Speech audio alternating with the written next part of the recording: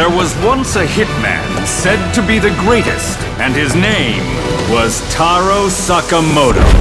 His prowess was unmatched. All evil men feared him, and all hitmen revered him.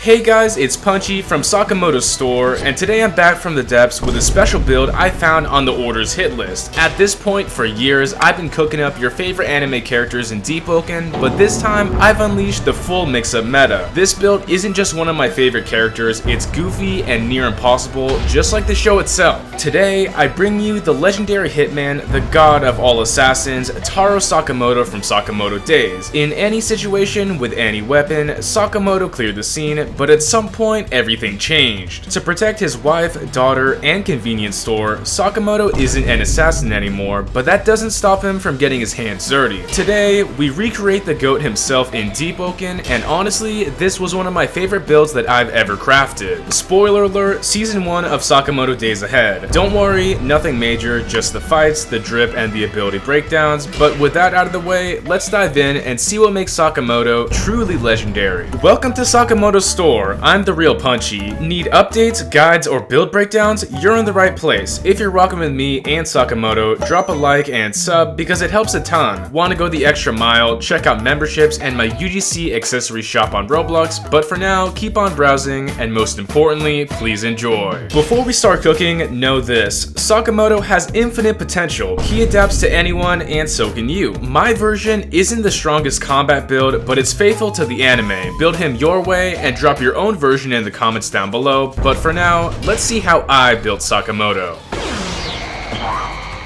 In-game, I got Sakamoto down almost 1-to-1 with dyed hair, customized gear, and of course, he's gotta be big. This man's always got drip without even trying. He's just a nonchalant dad who couldn't care less, and somehow that makes him even colder. So, for his classic look, the shirt and convenience store apron, I went with a dyed green threadwork kilt and the yellow eager tradesman fit. Bulletproof glasses and some clean kicks, they're easy picks, and anything works here. Personally, old Sakamoto is the most iconic for the series, but if you want to slim down and flex some prime Sakamoto drip, toss on the Varicose Infinery suit and you'll be cooking. And of course, we gotta craft the prime build if we really want to mix things up. My stats are all over the place, but they're tuned to match Sakamoto's anime accurate vibe. So if you want the same arsenal, stick with this setup. Now, without further ado, let's dive into Sakamoto's legacy and break down what his abilities are all about.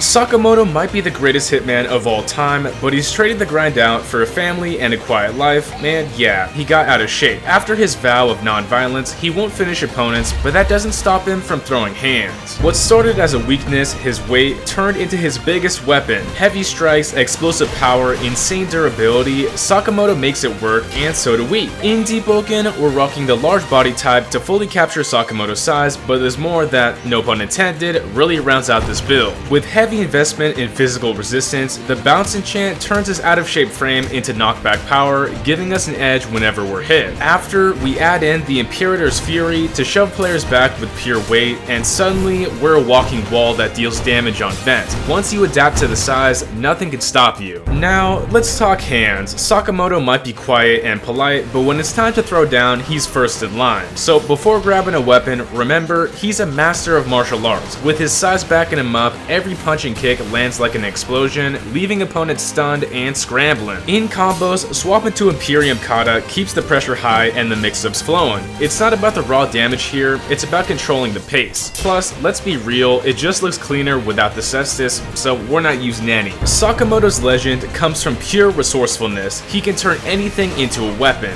Pots, pans, candies, rocks, you name it, he makes it lethal. Fighting that kind of creativity, it's almost impossible. With unmatched dexterity from Silent Heart, we can swap weapons on the fly, perfect for channeling Sakamoto's anime flair. Straight out of the show, with an iconic scene, I grabbed the blazing flippers of fate as scorching hot pots, stacking status, and catching foes off guard with a crit. Then, there's the Bluster Pastry Paster straight out of the kitchen, and Bluster's flowered-like aesthetic just fits. We swing it to hit hard, set up any explosion, and keep the pressure rolling. If any Deepwoken build was made for these tools, it's gotta be Sakamoto. It's wild enough that Sakamoto Sakamoto uses ordinary items as weapons, but he takes it even further. Debris, railing, whatever's around becomes lethal in his hands. Most iconic of all, the train pole. At that point, it's clear Sakamoto's a true master of polearms, and he's super adaptable. To honor my favorite anime scene, I'm rocking the Imperial Staff as Sakamoto's deadly train pole. We can spin it, land all 3 crits, and slam foes while keeping them guessing at what's coming next. Back to a Sakamoto classic, he's a master marksman, no surprise there. In the past, he dropped enemies instantly with real firepower, but now it's different. These days, it's tasers, airsoft guns, even a squirt gun, because we gotta respect the no-kill rule. In Deepwoken, I'm running a Tears of Eden Kite Rosen's Roscoe in one-handed stance since it's our airsoft gun. With pure weapon mastery, it's perfect for quick shots. You can pull it out, deal the damage, toss it aside, and if you're on Silent Heart, it even keeps your loaded bullets, making swaps effortless. Sakamoto can use anything, and you'll never guess what he's pulling out next. To drive that home, we're running crazy slots as our belt, stacking even more unpredictability. So these weapons hit harder and feel straight out of his prime arsenal, which are real tools for real damage. Back to his physical techniques, Sakamoto's always got ways to keep enemies guessing. So with his weight and martial arts mastery, he'll sweep foes off their feet with a cyclone sweep. It's not dirty, it's protection. Pair that with Silent Heart's ankle cutter and you're gliding across the battlefield. Sakamoto's size makes him unstoppable. He keeps on moving, never slowing down. Sakamoto switches up his flow depending on the weapon, but 9 times out of 10, he's knocking you out or taking your weapon away. Even after his vow of peace, the execution of his technique never left. Disarm the enemy and leave him useless. With light weapons or fist, we use light Rising Star to launch foes sky high, making cleanup pretty easy. With mediums, we switch to weapon disarm Rising Star, catching them from range and shutting down their options. It's all about closing the gap from a distance, and that's what we do best with any weapon. In his prime, Sakamoto moved like Vaughn, effortless, untouchable, the greatest without even trying. Enemies dropped back to back to back, all thanks to history's greatest hitman. But things have changed, but only a little. With a medium relentless hunt and mayhem, we tap into his adaptive acrobatics, leaping across the battlefield and striking from range, unlocking our hidden potential. But with light relentless hunt and mayhem,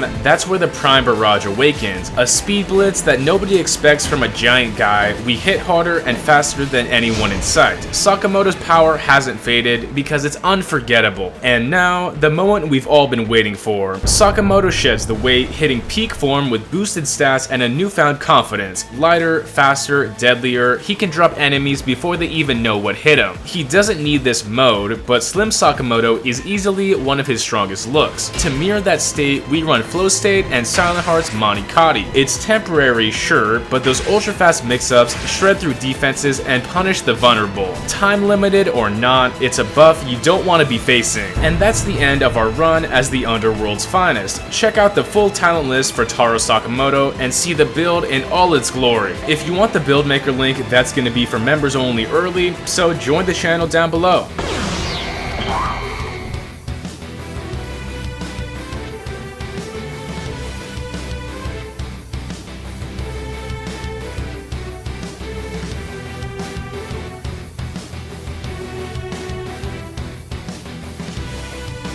Now it's time to throw hands with the greatest hitman of all time, Sakamoto.